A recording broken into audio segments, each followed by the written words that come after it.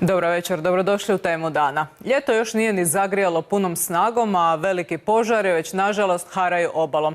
Idemo odmah do Makarskog primorja gdje pozdravljamo glavnog državnog vatrogasnog zapovjednika gospodina Slavka Tucakovića. Dobro večer i dobrodošli. Dobro večer i pozdrav svim gledateljima. Gospodine Tucakoviću, nakon vatrenog vikenda i ponedjeljka ulazimo li ipak u mirniju noć?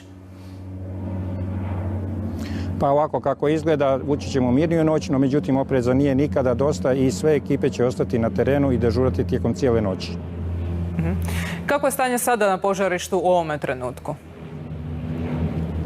U ovome trenutku nema više otvorene vatre, ima nešto izdimljavanja na cjelokupnoj površini i posebno gore u gornjim dijelovima planine Biokovo gdje sada kanaderi rade i zalijevaju i vodom. Nakon što je bura oslabila, u pomoć su naravno mogli doći upravo kanaderi, vrlo često presudni faktor u borbi sa stihijom. Tako je. Jedno veliko hvala pilotima kanadera i zaista posadama kanadera koji su došli u pomoć, znači nakon što je bura oslabila i kad su mogli poletjeti. Međutim, bila je jedna velika i vatrena noć koju su imali vatrogasci koji su proživjeli i jučer, ali evo tijekom i ove noći i jutra kada je zaista bilo puno posla, prije svega jutarnje je trebalo evakuirati goste iz hotela tu u Tučepima, zaista jednom pravovremenom intervencijom, sveobuhvatnom intervencijom vatrogasaca i evakuacija osoblja hotela, što je napravljeno, zaista je jedna velika stvar danas napravljena. Nikome se nije ništa dogodilo, nitko nije ozlijeđen, vatra je došla skroz do mora i obranjene su zaista i sve kuće i hoteli, nitko se nije danas ozlijedio od vatrogasaca, niti od građana, niti nijedna kuća nije niti nagorjela. Evo, zaista to je jedna velika bitka danas bila koji su vatrogasci, znači oni su od jučer premješteni noćas na ovaj drugi dio požarišta i naravno dali su sve od sebe i pokazali jedno veliko vatrogasno srce. Umorni su, teško je danas, međutim evo došle su danas i smjene i naravno uvedli smo nove ljude. Koliko je ljudi još uvijek na terenu u ovome trenutku? U ovom trenutku je preko 300 ljudi još na terenu. Imali smo danas oko 450, nešto smo otpustili, zamijenili, uveli nove ljude. Dakle, danas su došli i vatrogasci Istarske, vatrogasne zajednice Primorsko-goranske, Ličko-senjske, Zadarske su došli jučer, Šibenske također jučer i danas i vatrogasci naravno Dubrovačko-neretvanske, ali vatrogasci ovdje sa područja Splitsko-dalmatinske, sva dobrovoljna društva, javne vatrogasne postrojbe zaista su pokazali visok prije svega moral, ali i stručnost u obavljanju svih zadaća koji su ovdje pokazali jedno veliko hrvatsko vatrogasno srce. U studiju pozdravljamo i gospodina Željka Sutlara, zamjenika gospodina Tucakovića. Gospodine Sutlar, dobar vam večer i dobrodošli u našu emisiju. Znaju li se uzroci ovih požara u Makarskom primorju? Dobro večer vama i poštovanom gledateljstvu. Malo je rano govoriti o uzrocima požara. Konačno vatrogasci nisu tu da o tome razmatraju. Dakle, druge službe, prvenstveno Ministarstvo unutarnjih poslova i istražni organi na terenu će to provesti.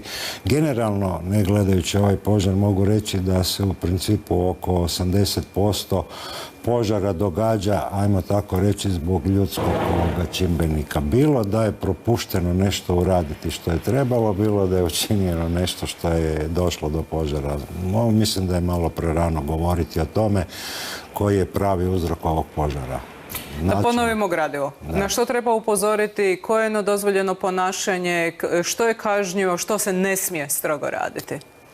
Pa u principu kažnjivo, pogotovo tijekom ljetne sezone, ali počinje već u proljeće, pogotovo na priobalju je paljenje vatre na otvorenom prostoru, dakle izvan uređenih ložišta ili prostore koji su za to predviđeni.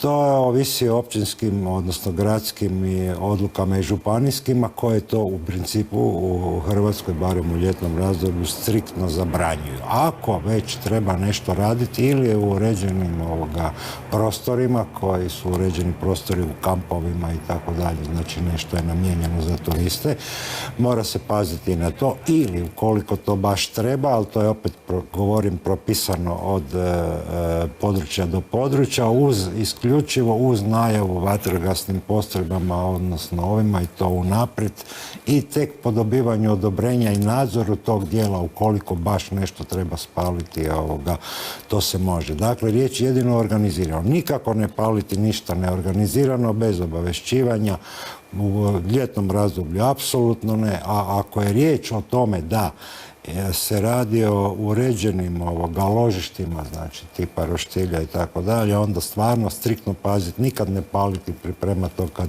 puše.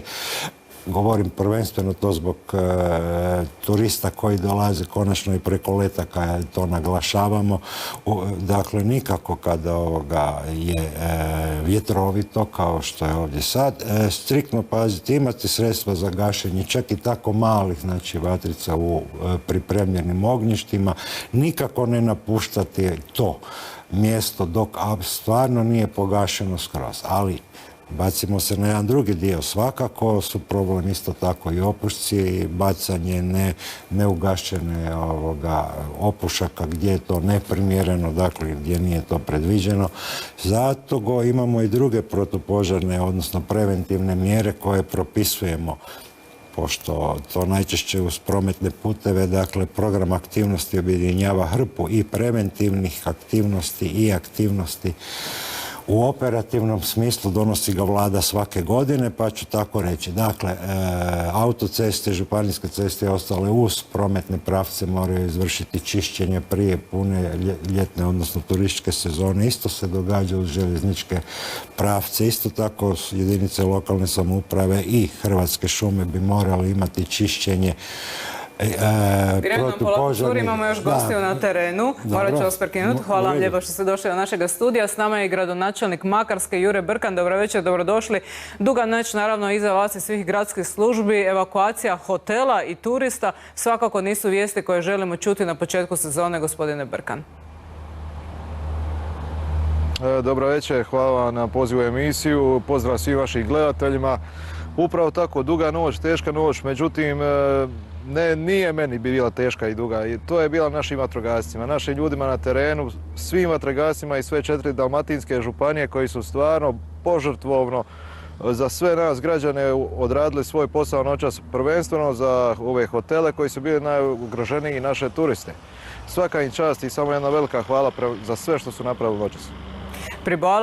Pribavate li se, gospodine Brkan, da će možda neki turisti prekinuti svoj godišnji odmor i otići iz Makarskog primorja zbog ovoga što se dogodilo?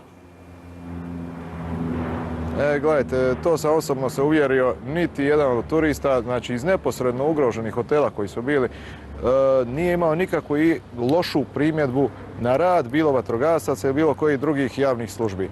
Oni su dapače zahvalni i čestitaju na moje oči. Vidio sam više puta našim vatrogascima koji su uspjeli spasiti ovo noće što je bilo. Također, htio bih samo nešto napomenuti malo prije, ako može, molim vas.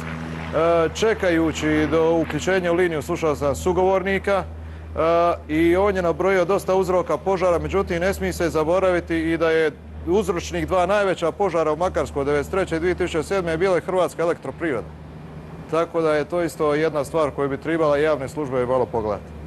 Hvala vam lijepa na uključenju emisiju. Lijep pozdrav svima, snagama na terenu i svima koji žive i odmaraju na Makarskom primorju. Želimo mirnu noć, a svim našim gledateljima ugodnu večer uz programe HRT-a.